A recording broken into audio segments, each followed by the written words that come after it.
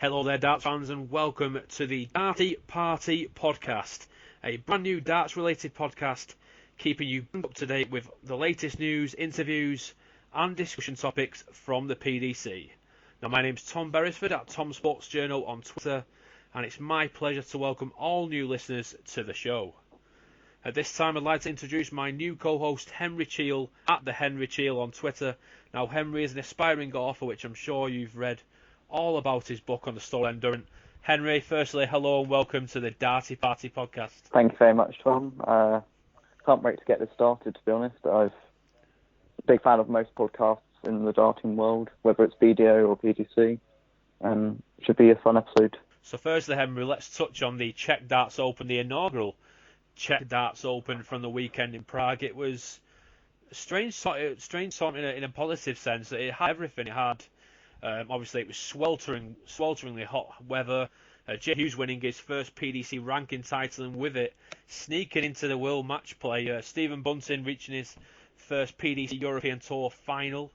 There was so many good Hungarian price 9 dart leg.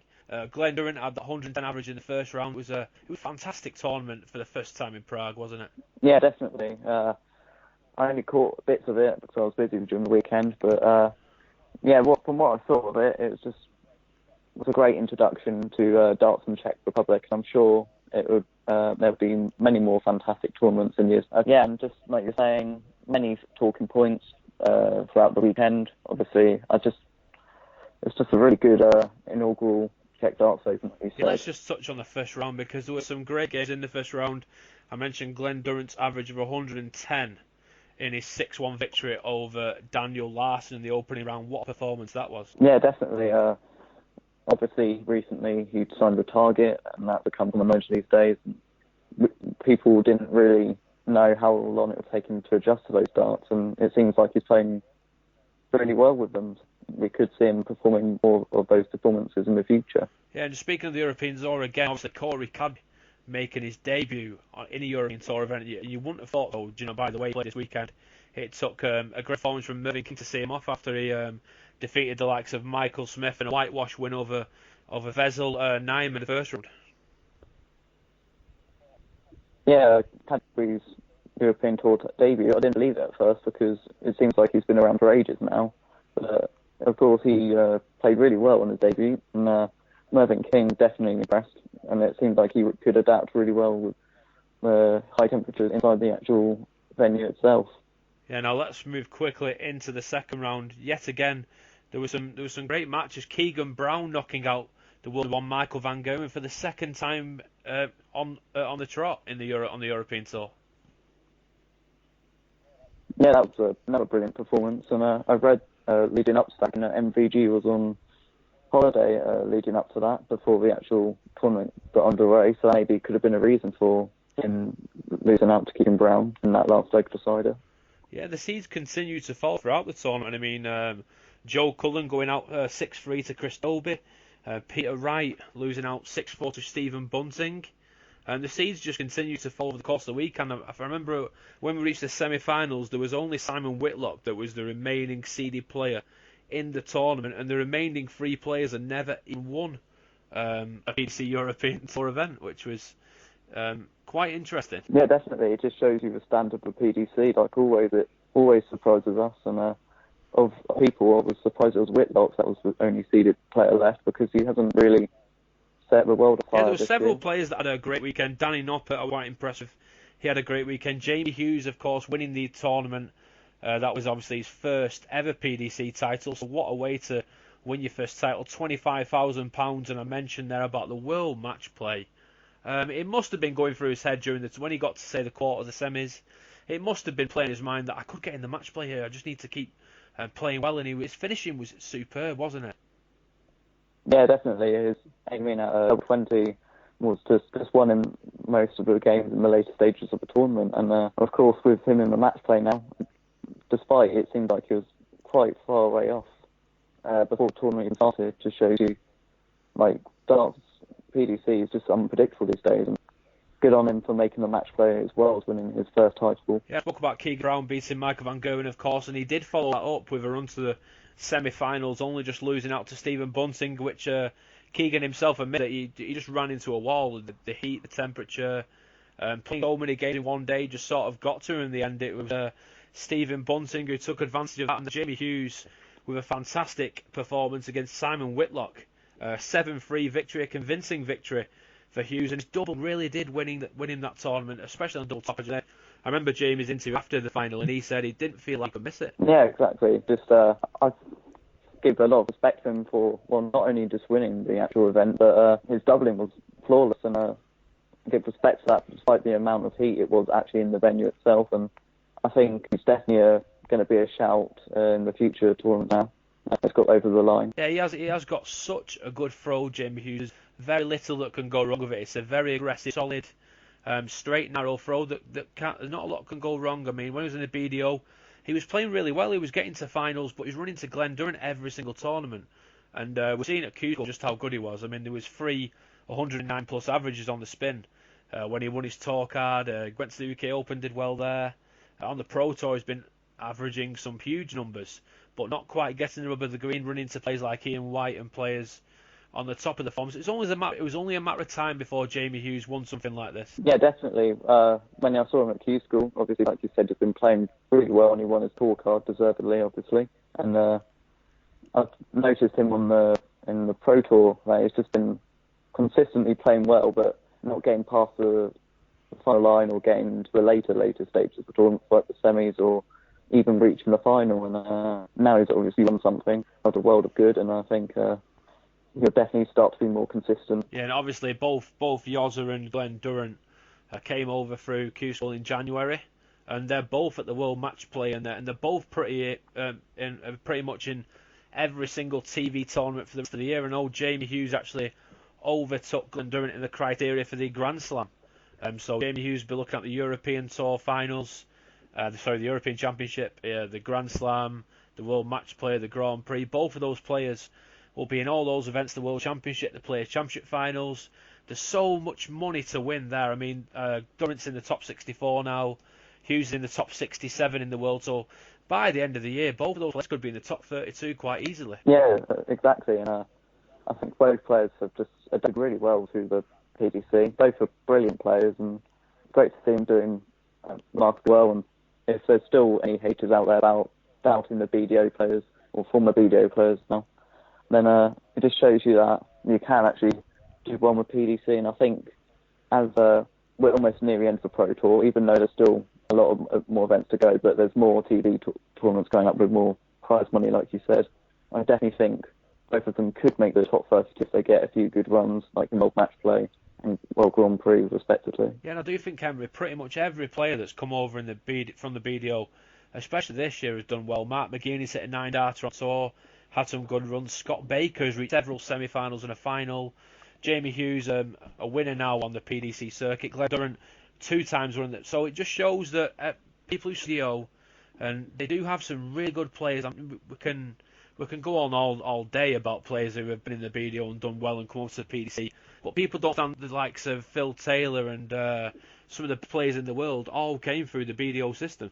Yeah, and I just think the people that doubt the BDO doubt BDO players moving to the PDC is a bit stupid, because it's completely different when you're actually playing respective darts organisations. Because when you're in PDC, you can, like Darren said in one of his interviews, that you don't have much time to reflect on whatever has happened, and then you go again next week and go again. But in the BDO, then it's a lot more of a different circuit, to be honest. And I think the BDO is definitely more challenging in terms of travelling and everything else, but the quality stuff is in the PDC, but not denying how good the BDO actually is, though. Yeah, the PDC is remarkable compared to the BDO set, perhaps, but as you say, don't get time to reflect on defeats. I mean, Glen Durrant has been consistently brilliant recently, and even this weekend he played brilliant in the first round, 110 average.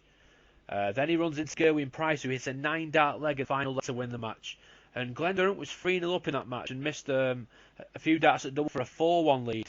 And Gerwyn Price reeled off, I think it was 6 out of the last 7 legs to win that match. And he actually averaged over 118 in those 7 legs to beat Durrant. So players have to play out of their skin and Yeah. these stratospheric numbers to beat players like Glenn Durrant. Yeah, and just the PDC always amazes me because, like you just said, Price averaging 117 in those final legs. I think before then he was averaging late 70s, I think, and like one big thing, like missing doubles or hitting your doubles, and it just changes the whole match, and it can change everything pretty much. Yeah, and I think it's obviously in PDC that a comeback can just come out of absolutely nowhere, can't it? I know that Jamie Hughes in the majority of his games this weekend actually was down 2-0 in a lot of those. I remember his first round game against Devon Peterson, he was 2-0 down.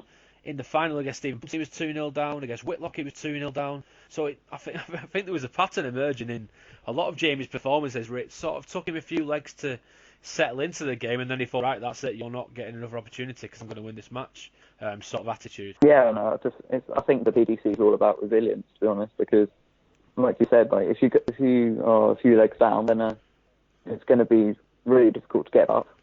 But if you keep being consistent and resilient, and there's a high chance it could come back.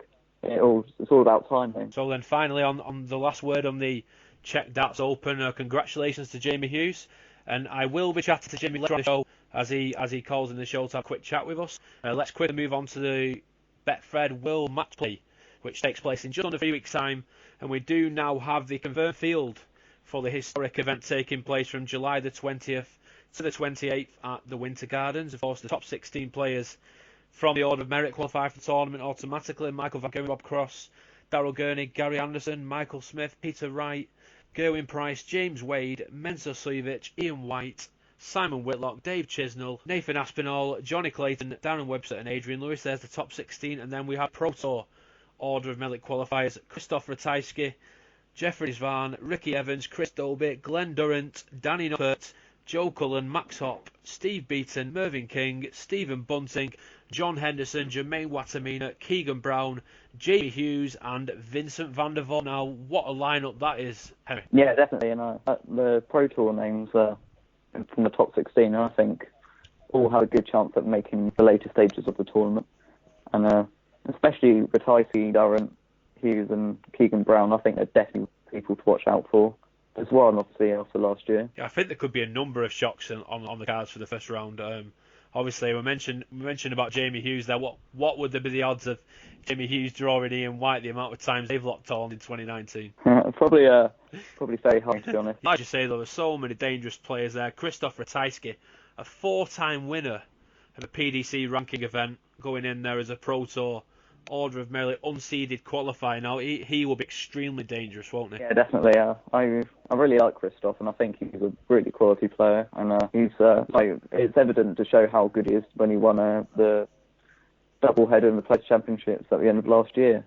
Even though he didn't have a tour card back then, I think he will definitely win a major at some point. So I mentioned before about Michael Van Gerwen obviously going out to Keegan Brown again, the Euro Tour, not quite having that match sharpness, being on holiday for a week or two before the event. Now then, Van Gerwen hasn't won the World Match Play for a couple of years now, with Phil Taylor and Gary Anderson winning it the last couple of years. Do you think Michael's really, really hungry in this tournament? Is something that he's desperate to win again? Yeah, of course. I think he really likes the World Match Play now.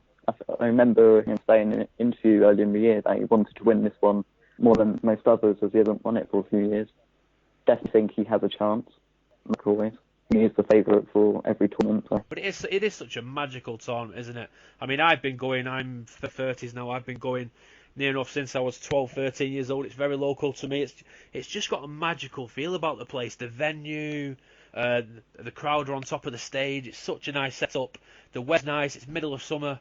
It's just brilliant, isn't it? From what I've seen of it, definitely. And I opened myself because it's a long way to go to. But I definitely, the buzz about it just definitely seems like one of the most realistic venues to go to for any darts, really. Yeah, I think in terms of an underdog, though, the likes of Ian White, people keep banging on about Ian White, how he never turns up on TV. How can he do it? How can he win so many Euro Tour events, so many Pro Tour events, but never seem to do it on TV? Maybe the World Match Play could be his tournament. I think Dave Chisnell as well is in some great form. He's definitely due his first major title, Dave Chisnell, isn't he? Yeah, Dave Chisnell will definitely win a major at some point. He's been he's won 2 Players' Championships and 1 Euro Tour already this year, hasn't he? And I definitely think he can challenge for match play, but don't think he'd reach the final, but he definitely will do well, I think. Yeah, I think what bothers a few players going into the latter stage of the tournament is when the format increases from best of 19 to say best of 31 and 33 and so on and so forth. That's where your consistency levels show when you're playing lots of legs, where you're playing races to 16 and stuff like that. They are long matches to slog out, and Jeffrey Desvaux did brilliant last year. Yeah, he definitely did, and I don't think many people expected it, especially when he beat Van Gogh again, and then he made it to the semis, I think, and I just think maybe he could pull something out of the bag this year. Yeah, so obviously quickly moving away from the World Match Play, of course, we do have the US Darts Masters coming up this weekend from Las Vegas. Firstly, on Tuesday and Wednesday, about 5 o'clock UK time, we have the North American Championship qualifiers, which determine which 8 players will take on the 8 seeded players from the PDC in the US Darts Masters. Is this a tournament that you're looking forward to, Henry? Yeah, I think so, yeah. The World Series for me is just a tournament to enjoy, really. It doesn't really mean much. It's all about commercial and business, really. It's just getting people to watch darts around the world and for the PDC to make some money, in my opinion. And so it's darts, and I enjoy all darts, and I think it should be a good weekend. Yeah, I think from a personal level, I obviously work for the CDC away from my personal stuff. I do follow the darts in North America an awful lot, and the standard is increasing year on year on year. And right now in 2019, it's in the strongest position it's ever been in. There's ton plus averages more consistently now. There's players like Darren Young, Joseph Huffman, Jim Long, who we've seen at the World Cup and the World Championship, Chuck Pulio, there's Leonard Gates, there's easily probably 15 to 20 players who are capable of winning those 8 spots, and some really talented players, and it's obviously now in cooperation with the PDC, so the PDC is now a partner of the CDC, offering free World Championship spots to the winner of this tournament. The winner of the North American Championship will get a place at Alexandra Palace, and then the 2 players in the CDC order of merit, the top American player and the top Canadian player. And the standard really has been good. It's been getting more popular in 2019 than it's ever been. I know you go on social media on Twitter quite a lot. There's been a lot more Twitter activity surrounding the CDC events. It's streamed live on YouTube and Facebook, and it's easily accessible, and it's been very popular, especially this year. Yeah, and I just think the growth in America has been, and Canada especially, has been massive as well, and so many good quality players out there. I think the World Cup was a place that was good for the Canadian and American teams to show off their talent. But Chuck, when he was in the World Cup, he wasn't that good compared to his teammate, but he's been playing quality in the CDC, and I do think he would do quite well in the qualifiers myself, along with Jim Long, who impressed me personally during the World Cup. And I think it's just, like you said, the standards just getting better every year, and we might be able to see a few surprises in the qualifiers for the actual tournament itself at the weekend. Yeah, I think there's going to be several surprises, Henry, because it is a completely unseeded draw. Anyone can draw anyone with 4 qualifying events, but the likes of Jeff Smith, Dawson Michelle, who played really well at the World Cup, there's so many good players on the tour that can draw each other in the first round or two. I remember last year it was there was a few players, a few surprises in there, players we hadn't seen much or heard much about. I know Dave Richardson did really well last year in the tournament. Obviously, Dave Richardson comes from Scotland originally, but emigrated to the USA, and he's been playing some really good stuff on the CDC tour as well. Obviously, Larry Butler is recovering from that heart attack he suffered last year. He's been on the mend, and he will be in Vegas for the qualifiers for the North American Championship. In terms of qualification for the World Darts Championship, there was obviously 96 places this year. Was that a good change for you, having so many different countries represented in so many places in the World Championship. I know a few players were not complaining about it, but saying that it just took too long to get through the rounds. I think, I was away for Christmas last year, but I did catch as much as I could, and I quite enjoyed the format, and it was just a great way for darts to grow in countries that it's not so popular in at the moment. But at the same time, though, like, the players said it took too long, and I can understand that. There's 96 players taking part from 72 previously, I think, and but as long as it gives us some great quality matches anyway, from the games from the lesser known players that not many people have heard of. I think the introduction of women qualifiers as well, that definitely improved the whole buzz of the World Championship, in my opinion. Yeah, I think it was great that we had the mix of we had the obviously two women qualifiers, Lisa Ashton and Anastasia Jabromyslova. I like as well about giving back something to the youth of the game, having the PDC development tour, which has grown year on year on year. I mean, this year the averages have been preposterous, haven't they? I remember that tournament that Jeffrey Desvan won, which caused a stir on social media. People were saying, why should tour card holders be playing this? He was averaging 113, 115, 110. He was unstoppable that day, and it just shows that he had that good day. But in terms of the development order of merit, Jeffrey Desvan is nowhere near the top. Ted Evans playing some brilliant stuff. Ryan Meikle is playing some fantastic stuff as well on development tour. It is just getting better and better in every department of the game, whether it be the youth, the women are playing a lot better, they're getting more opportunities in darts, and it's only going to get better, isn't it? Yeah, it's great to see that as well, because like the standard just gets higher and higher and much more entertaining for us. And I do think, though, that if tour card holders will play in the development tour, then there should be something about that, because I don't think it's necessary for tour card holders to actually participate in the development tour. But if they actually need it because they're not up to scratch or something like that, and then I think they should have a go at it. But there should be some restrictions, because some players like Jeffrey Desvan are clearly good enough to play in the PDC.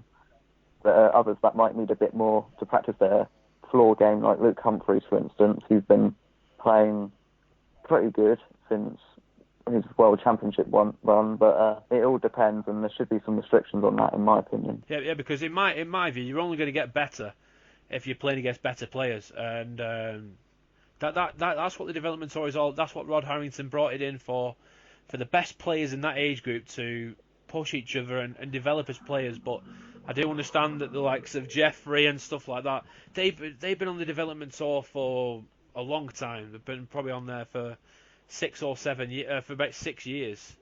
I know we've seen the likes of Josh Payne in there, Benito van der Pas, Jamie Lewis, Dimitri Vandenberg. Just look at the players that have come through the development tour, and just look where they are now. The development tour is serving its purpose perfectly. Definitely, and I think those sorts of players, Dimitri Vandenberg, Jamie Lewis, they obviously got very bright futures ahead of them, and just leave it as it is, really. Like, there's no... Of course, what I said earlier is a valid point, and your points are completely valid as well. But, yeah, there's just no need to change it if it fulfills its purpose. Yeah, there's some fantastic opportunities there through it as well. Obviously, the top two in the developmental order of merit automatically get a tour card if they haven't got one already. And then, obviously, the World Youth Championship, which Dimitri Vandenberg became the first player to win back-to-back World Youth Championship titles. So opportunities are there, and Ryan Meikle, who I will be chatting to in a few moments' time, he's in danger of losing his PDC tour card.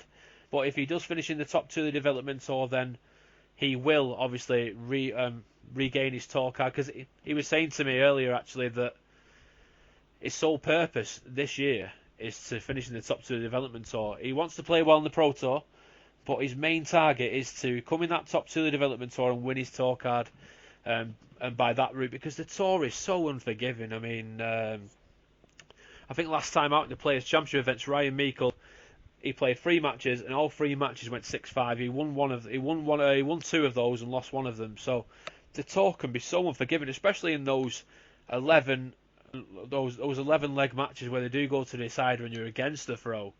And there's so many 12, 13 dart legs hit on throw in deciders that you have to hit a 9 dart leg in most of them to even win it. Yeah, last leg deciders, especially when one player's averaging just say 105 and the other one's 96 or something, and then and the person averaging the highest would lose. It really is unforgiving, and I think you just got to. Well, of course, it's the last leg decider. You're going to feel a lot more nervous, as that's whoever wins that leg is going to win the match. But players would just need to calm down as much as possible and try and get a best leg possible. But even though it's no easy task, as it is a last leg decider, and the pressure's on, no matter what circumstance. Yeah, so I spoke about Ryan Meikle, and I do have Ryan Meikle live on the line for us right now on the Darty Party podcast. So I have Ryan Meikle live on the line. Ryan, firstly, thank you very much for being our first ever guest on the Darty Party podcast. It's great to have you on. Just how are things with you, mate? Yeah, no worries. Thanks for having me. Yeah, all going well, really. I've had a half-decent year. But so now to the second half, we've got to carry it on. Yeah, it's been a pretty strong start to 2019 for you. 2 PDC development totals. You've been playing some great stuff on the Pro as well. You've not really been getting the rub of the green in terms of results as of late, especially the weekend where you played 3 matches and all 3 matches ended up being 6-5. It was a difficult weekend for you, wasn't it? Yeah. It shows how crucial the balls one at the start is.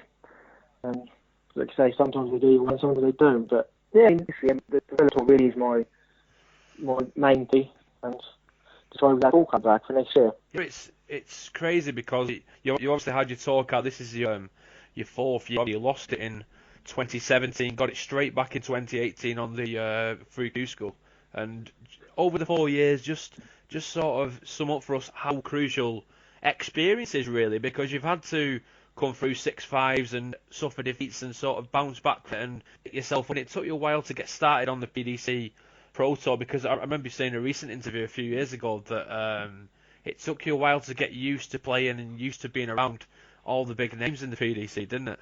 Yeah, it did, yeah. I mean, first 3 months, as a kid, as everyone you watch on telly, and then all of a sudden you're playing in the same tournament as them. That did take a while to kind of adjust.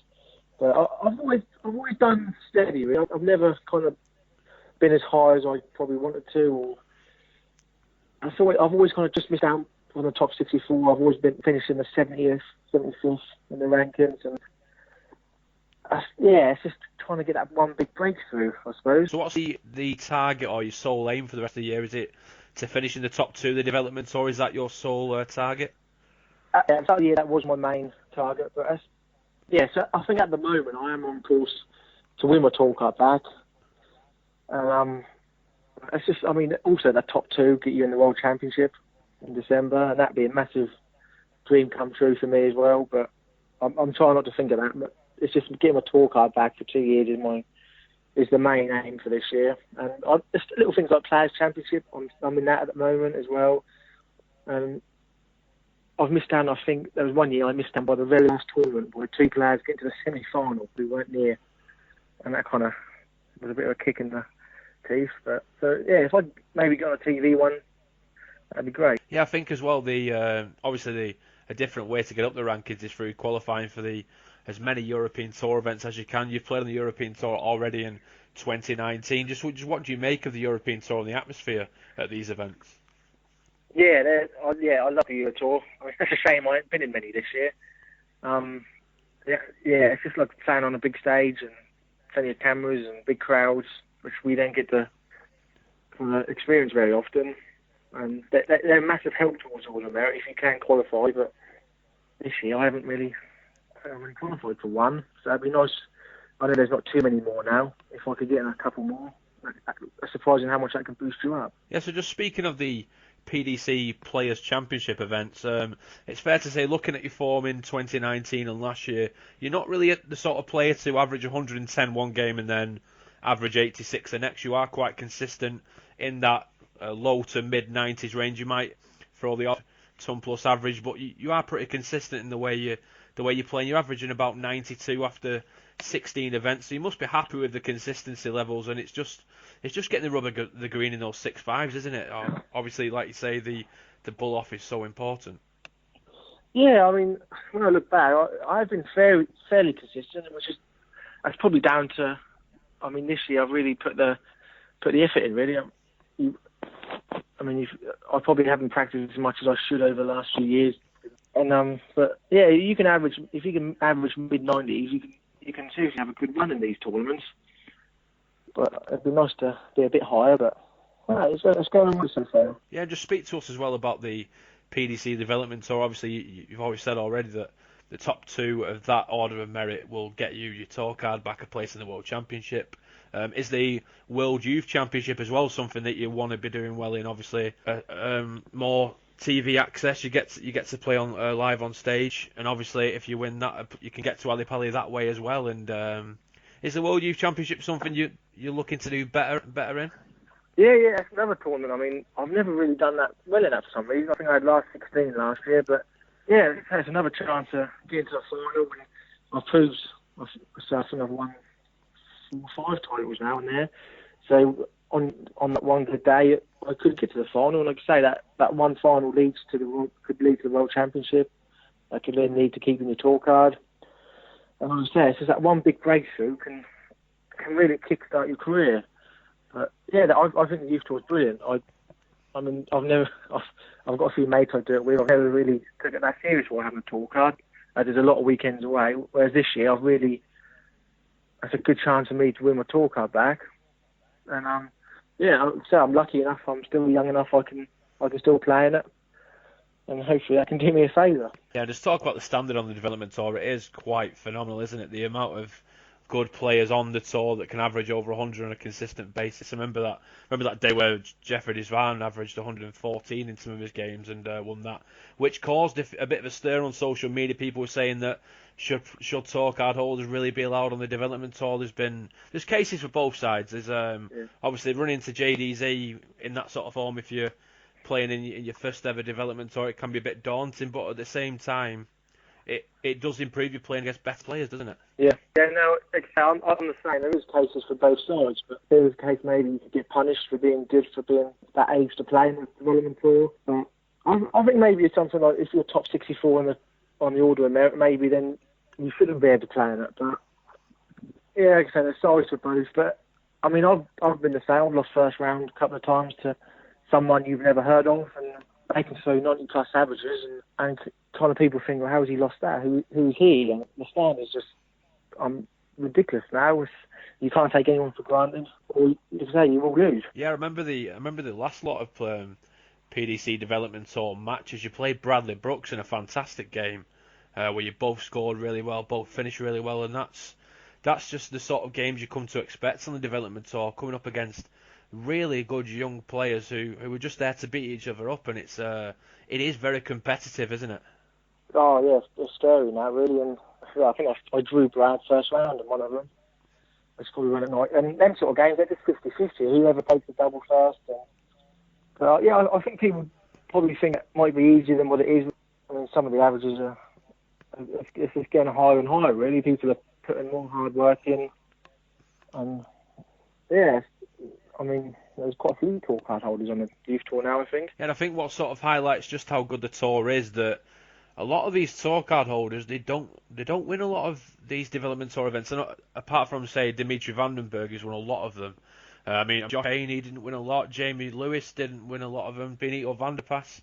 All these top names have won maybe a couple of them over a 4 or 5 year period, where the standard is that good that we're always seeing different winners on the development tour. That's the beauty of it. Ted Everett's another really good player who's playing well at the minute and making advantage of of playing on both tours. Yeah, I think the first 2 years I had my tour card, I think people kind of think you're going to go really well in it, and I suppose, I don't know if you relax a bit more knowing you've got a tour card, but the problem is people, they want to play tour card holders, and they probably up their game a little, and then you probably get targeted a bit more, and that's why you can't take no one for granted. And I mean, this is probably the first year, I've done quite well in it. I mean, like I say, there's a few tour card holders now, and I don't think they've won that much at all.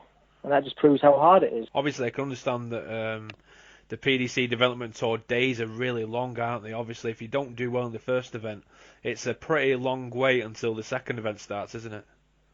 Oh yeah. That's another problem really, and that's where you've got to be quite mentally strong to kind of put the practice in again and keep fairly calm, and you've got to kind of be ready to go again when the second one does start. But like I say, if you do lose first, second round, that is a good 3-4 hour wait until the next one starts. But yeah, it's just something you get used to, and you just have to put up with it. Yeah, so obviously over the years, Ryan, you've won 4 PDC Development Tour titles. Just what is it like to win an event? Because when you get to say the semi-finals, you do get quite a large crowd gathering around the 2 boards, and then the 1 ball for the final. Just what's it like hitting that winning double, winning an event, and getting all the audience applauding you? Yeah, to win any PDC tournament's a massive achievement. Yeah, like I say, you get to the later rounds, you get more and more people come and watch, and hitting that last double can be a bit nervy at times. But as I say, it's just got to kind of keep your cool under pressure, but yeah, to win any PDC tournament is a massive achievement, really. And I mean, you might never win one again because that is hard. But yeah, I don't know really. You try not to think about it really. The more you think about things in darts, that's when you kind of put pressure on yourself. You started playing PDC stuff before you went to Q school. You've been playing darts for quite a while before that. I remember you won a tournament when you were 16 in Colchester, beating your good mate Aaron Fairweather, who's a good player himself at that age. Yeah. Me and Aaron we've been good mates for at school really, and then kind of when we were 14, 15, he was always he was playing competition, and that was my first real win over him, which was always quite. It was nice to have some others. I've got a few really good players, but he was the only one who lived near me. We practiced a lot together and kind of pushed each other on. It's always nice to have someone like that because that's never fun practicing on your own. Yeah, and obviously he was a former England international as well at under 18 level, and playing against players like that at a young age must give you confidence within each other. Obviously practicing each other and being so young. So what sort of started just you playing darts really? What got you into it? What made you want to play at a high level?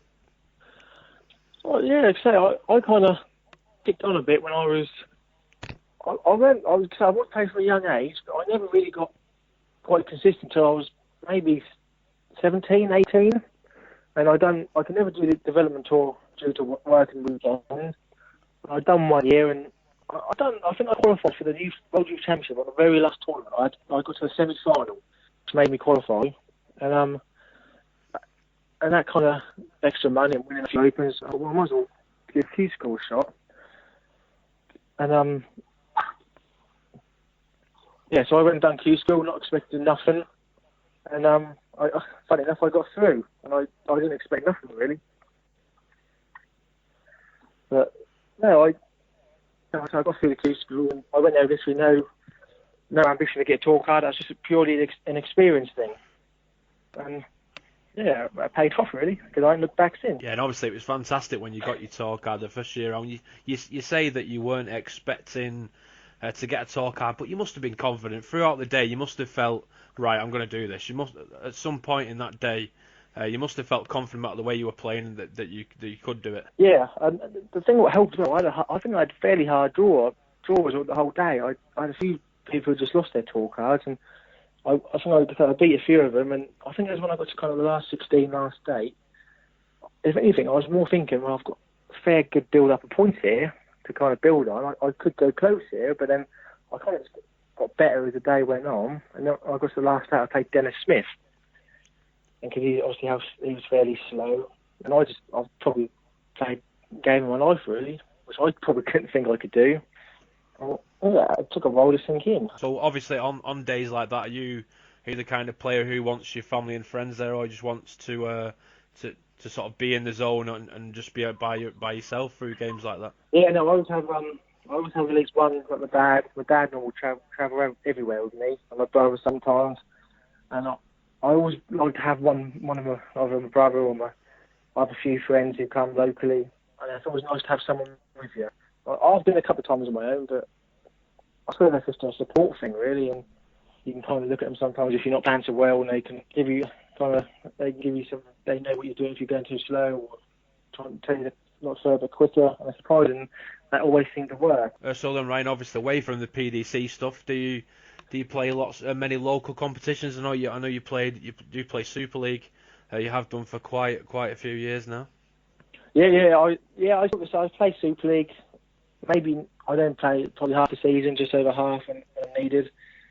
And as I say, so many weekends away. That's nice to spend some time at home with the family when I'm not away. And I do a couple of. If there's a big open, I'll normally go to that. But I try not to do too much, really. As long as you put your practice in at home. There's so many weekends now on the PDC that you just don't need to keep playing in all these leagues. So I find just practicing at home on my own and seems to work well for me. Yeah, obviously being in the Suffolk region, Ipswich, you do have many good players around you where you are. Obviously the likes of Darren Webster, Stephen Burton, and Nathan Derry. There's so many good players around the area. Do you get to practice with those guys, or do you just see them at the Pro Tour events?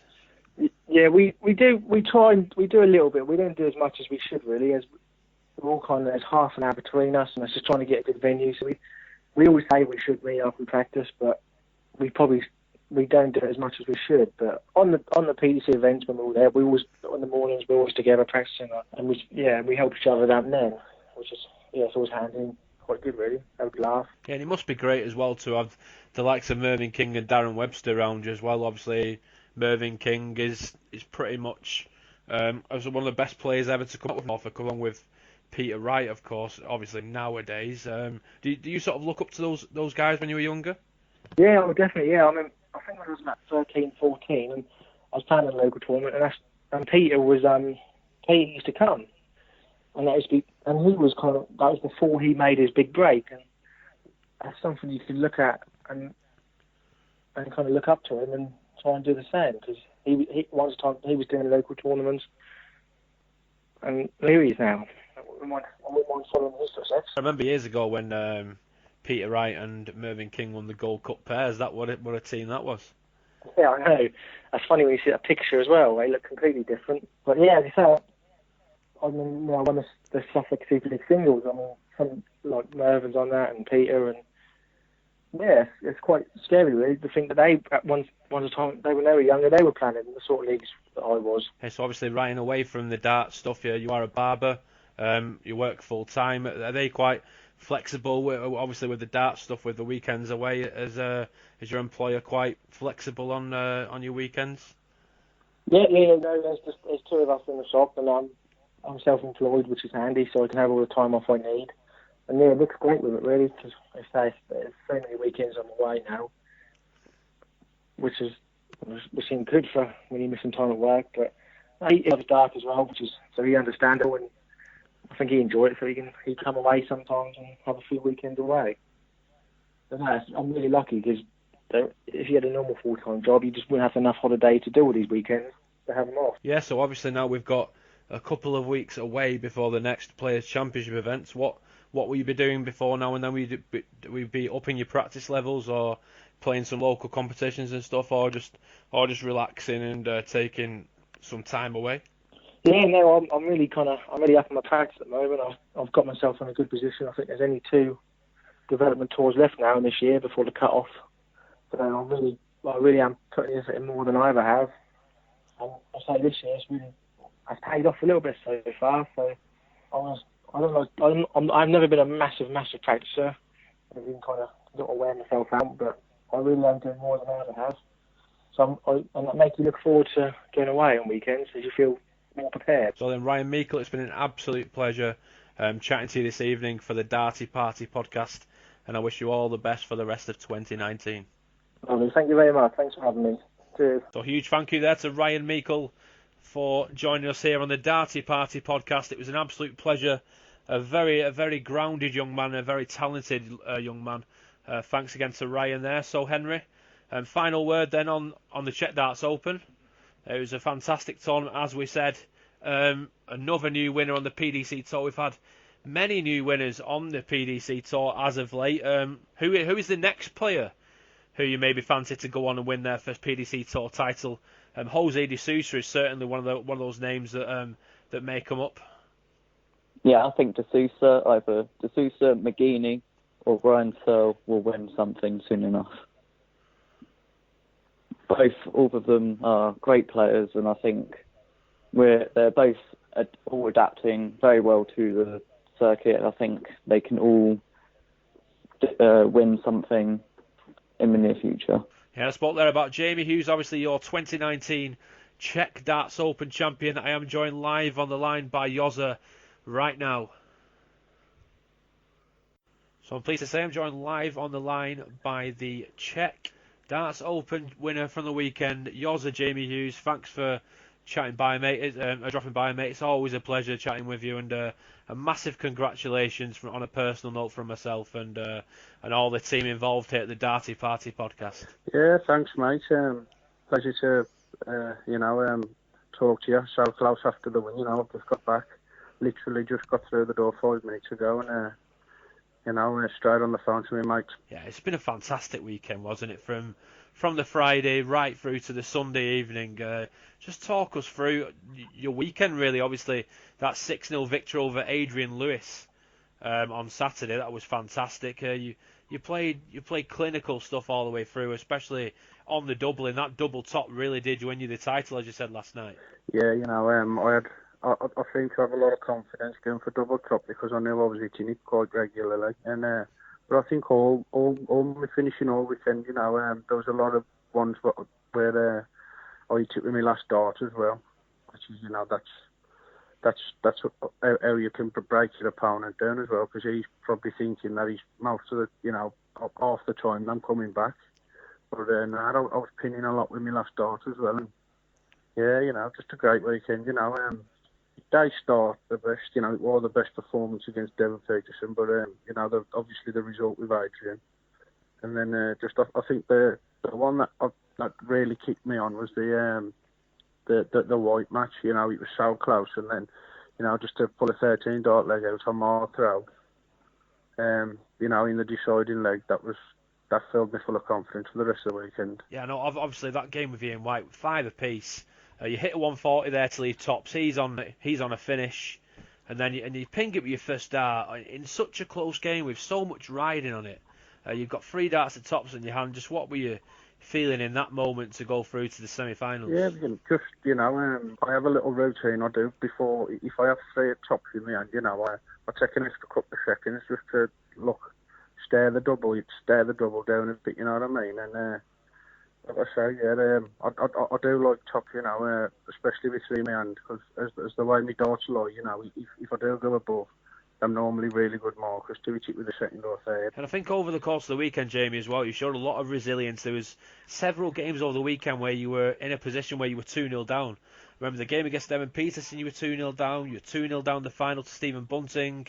I think you were 2-0 down to Simon Whitlock at one point as well. So just to come back from that, get that breaker throw back, get it back to 2 apiece. Was that sort of your sort of getting feel into the game, getting 2-0 down and maybe thinking, right, let's kick into gear now? Yeah, I think it's happened most of the games. I went down early, but it's just one breaker throw back, you know what I mean? So then obviously if you break them, you can get a bit of momentum then, and it's harder for them to try and win legs against you then, because you've got the momentum on your side. You're hitting the trebles and the doubles. Yeah, I'll cast your mind back to the game with Simon Whitlock in the semi-finals. That was a fantastic game where you were both playing well. I mean, at one point Simon Whitlock really did kick into gear when you went 5-2 up. Whitlock, he had a big finish in there. He started throwing some good stuff, started throwing some celebrations in there, but you really did well to keep your cool and to see the match out the way you did, and that win must have been huge for you as well, to book your place in your first PDC final. You must have been happy and to get there. Yeah, mate. Yeah, I think he played very well early on, and I think there was a ton plus checkout in the middle of the match. I don't know if I broke him or I just held me throw, and it was a tight leg, and I just kicked on after that leg. I remember thinking, you know, like it looked like it got to him a bit, that leg, like, you know, kind of knocked the stuffing out of him a bit. Yeah, I think it was one leg where he hit the 96 check on two double 19s, I think it was, and that really got him going. And then he had a huge opportunity. I think he missed 3 darts at a double, which allowed you to regain a free leg deficit, and that really stood you in good stead. And then into the final against Stephen Bunting, 2-0 down in that one. I say you were 2-0 down, but you missed a few opportunities in there, and Stephen took full advantage. And then you really did kick into gear, and you could see the finishing line in the distance. And to win your first PDC title and getting £25,000 on the order of merit, and not that, but to get into the world match play, obviously the permutations were there. If you won the event, you would be in the match play. Did that getting into the match play? When did that sort of enter your head? When you could maybe qualify for the match play? When, you know, I suppose maybe become a possibility. Yeah, I suppose when I actually got in the final, I thought, well, you know, it's only one game, you're one game away. But you know, I was really, you know, as I said to John McDonald in my interview after the semis, I think it was, if I were there playing, I was going to be there supporting James Wilson anyway. So it was just one of them, you know, just relax and just play your game. We'll see what happens. And I think not just that, Jamie, not as only as that win got you into the match play, it's got you into near enough every single TV tournament for 2019 in your first year of having a PDC tour card. That must really excite you, because you played brilliant at Q-School. We spoke about last year how tough it was for you mentally last year, obviously not being on the tour, playing a handful of tour events. But this year, you really have kicked on, and you were really due to win a PDC title, many people were saying, because of the way you were playing, the consistently averaging some really good stuff and playing some fantastic darts. It was only a matter of time before you won an event, and what a way to do it. A Euro Tour event on a stage, that must really excite you as to what the rest of the year has in store. Yeah, you know, I always seem to do better in the abroad ones, the Euro ones, in the BDO as well. I don't know what it is. I don't know. I can't quite put my finger on it, but yeah. So I've just kind of carried that on, I suppose. Yeah, in all the TV majors now, so that's a massive boost on the order of merit. It's all looking good to kick on now and get up them rankings. So obviously, Jamie, I've been part of your journey for a number of years now, from the BDO days when you won I think it's about 5 years now, isn't it, since you won the Zwijndrecht Masters in Holland. So from that now to where you are now, obviously your game has come on leaps and bounds, especially in the last year, 18 months. So was that obviously that year you sort of playing on the Challenge Tour? Did that really give you that extra motivation to get on the tour and get to where you are now? Yeah, you know, I don't think I realised how much I missed darts until you know, I couldn't actually play in any tournament, you know, and I was chomping at the bit, you know.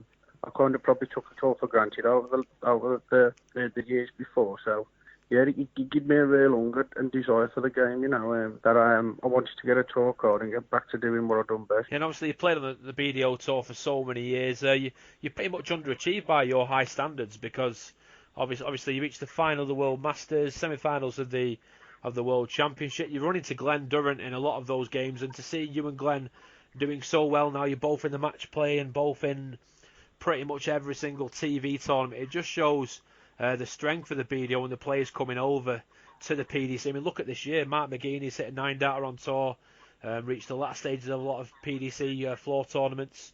You're now a PDC ranking title winner. Glenn's won 2. The people who slate the BDO and slate the system there, the way that you and Glenn especially have started the year has been fantastic, hasn't it? Yeah, you know, as you said there, you know, with the BDO days underachieving, you know, as you say, I've run into Glenn most of them tournaments where, you know, I mean, he beat me in the semi-final of every stage tournament the one year. So, you know, running into it that, you know, the talent that Glenn was in the BDO, then, you know, he was winning everything, and, you know, I don't think anyone would relish in playing him in them days. But going on to this now with the, you know, with the BDO, you know, they'll continue to churn out talent, because, you know, it's a real tough circuit to do well on, you know, with all the travelling and things like that, you know.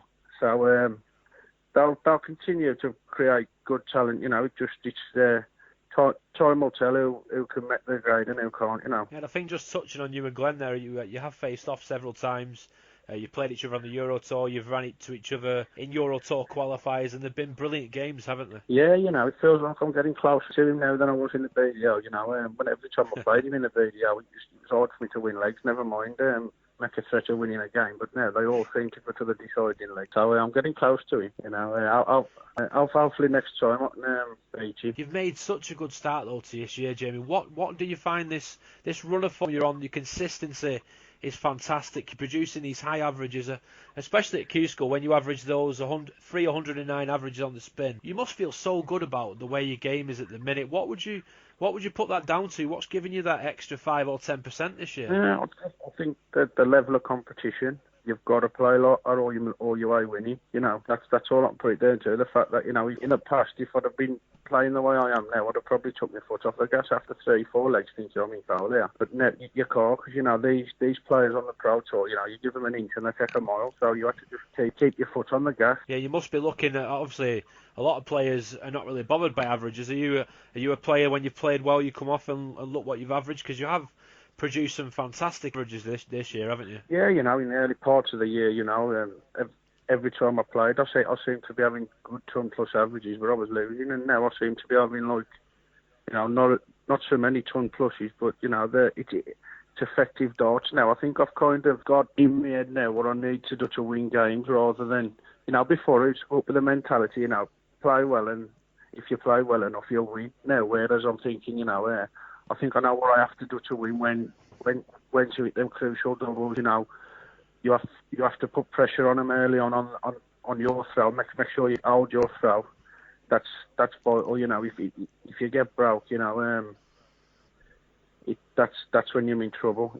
If you get your darts broke and they keep their darts with 3 straight legs, they've beat you. It's half the match. They've just off one break of throw. So just little things like that, knowing that the vital legs to win and how to win them. Yeah, darts is all about confidence, isn't it? I mean, you just have to look at Nathan Aspinall. He won his PDC title last year on the Pro Tour. He then went to the World Championship, reached the semi-finals, and now he's in the top 16 in the world after winning the UK Open. So confidence from winning an event, especially a Euro Tour that you've won. Very few players have actually won a European Tour as their first PDC title. I think you're the first player to win a Euro Tour title in your debut season, which is a great achievement, and it must give you so much confidence now heading into the 2 Pro Tours just before the World Match Play and the World Match Play itself. Yeah, you know, I wish there was a tournament next week. You know, I just want to get back on the board now. You know, obviously, I'd rather not be a bit of a break. So yeah, just looking forward to what the future holds. You know, I'm looking forward to the challenge. Yeah, congratulations again, mate. It was absolutely fantastic to see you lift your first PDC title so soon after winning your tour card. It's helped you massively. I think you're 67th now overall in the order of merit. It's got you in every single TV tournament this year. And I do have a few questions for you, what have been sent in on social media and stuff. High Roller Radio asks, when you're zoned in on tops like you were, describe the feeling when you approach the hockey while sitting on it. It just, you know, confidence, thinking you're not hoping that it goes in, thinking, you know, this is going to go in, because you know, I've homed in on it. I've got where it is now. So yeah, just confidence that you're going to. I'm interested to find out the percentage that you were hitting tops at, because it seems to be every single leg in your left tops you'd ping it first start, and not just ping it first start. There'd actually be a hole in the top of the bed, and you'd hit it at the exact same place every single time. And it must be a killer to your opponent seeing that you were left on tops. I bet they thought, right, the leg's over now because Jamie's on tops. That's how lethal you were on it. Yeah, you know, that double won me the tournament, really. You know, that's just as pure and simple. That's it. That double won me the tournament. Yeah, I did have a quick message from Harry Ward, your stablemate. Am I the best roommate ever? He asks. Yeah. I'd probably ask him the same question about me as well. Yeah, me and him have a good laugh, you know. He likes breaking off a few dance moves in the room when he gets out the shower, you know what I mean? So yeah, we have a laugh. Yeah, and obviously we spoke about last year on the Challenge Tour, Jamie, obviously about not playing a lot of competitive darts. But despite that, you still did really well in the Challenge Tour. You produced some high averages there. But what gave you that extra motivation heading into January to get your tour card and get back on the tour? Were you desperate to get on that tour? Yeah, you know, I mean, it was just, I qualified for Leverkusen last year, and it kind of took me, it was on a Challenge Tour weekend, and I dropped down really low in the rankings, and that stopped me then trying to qualify for more Euros, and I had a break of about 3 months where there were no tournaments through the summer, so it just, that, I didn't want to go through that again, you know. All I want to do is play darts every week, you know, and that's why I wanted the card, because I want to do what I enjoy every week. Yeah, and obviously since getting your tour card, obviously I mentioned Harry Ward there, he won his tour card on the very same day as yourself. You all went out for a meal after to celebrate, but not only that, Harry Ward, of course, won his first PDC title a short while ago. How happy were you for him then? Yeah, I was over the moon, because I'd gone out first round both days that weekend, and I was on a bit of a downer, and then he cheered me right up when he done that, you know, because he's a great lad, and you know, he deserves it. He's got great talent, and he's got a great future. Yeah, he certainly has, and that's testament to the PDC development tour. Obviously, when you were growing up and you started playing darts, there wasn't much stuff like this around the JDC, the development tour, all this youth stuff now promoting the game. It's great to see, isn't it, that youngsters as young as 10 are starting playing competitive darts and in a professional environment. Yeah, you know, I think you only have to look in the BDO with Bo Greaves and like then, you know, them winning senior titles at such a young age. So just to show that, you know, these academies and that they're working on progressing the talent for the future. Yeah, I've seen on social media recently that you do go to some of the West Midlands darts academies. I know your daughter Lacey actually plays in one of the academies, doesn't she? Yeah, I'm there every Sunday. She's there every Sunday at the West Midlands Junior Darts Academy at Allens Bar in Chipson. So yeah, and she's a keen thrower. Hopefully, you'll be seeing her on that TV in the future. Yeah, it's great to see though, isn't it? They're getting so many opportunities to further, especially the JDC, what they're doing now, where they're offering scholarships for the development tour. They're offering, they have their own Junior World Darts Championship in Gibraltar this year. Obviously, we're around the same age, and when we were that age, there was nothing like that, was there? I learnt off the older guys in the pub, you know what I mean? When I first started playing the local leagues, the Super Leagues and that, you know, they kind of took me under the wing, and I used to travel everywhere with them, you know. Warwickshire Super League, West Midlands Super League, you know. Yeah, I think that's why my style's the way it is. You know, I ain't a big celebrator, and I'm not the most aggressive player, because you know that was what the older fellas who I learned to put into me. You know, respect your opponent at all times.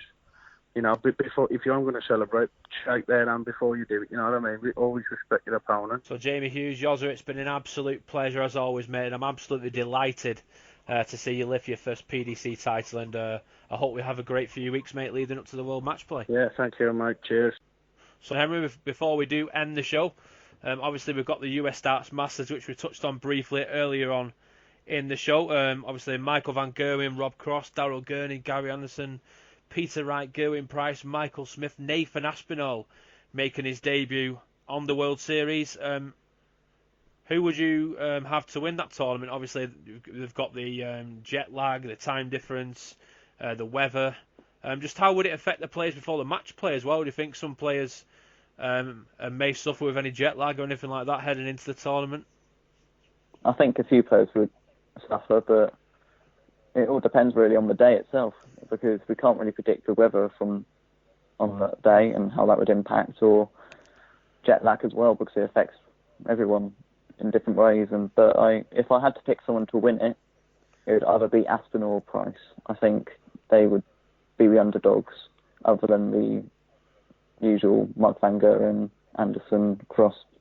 So finally, guys, thank you very much for listening to the Darty Party Podcast, the weekly episodic podcast, keeping you bang up to date with all things PDC.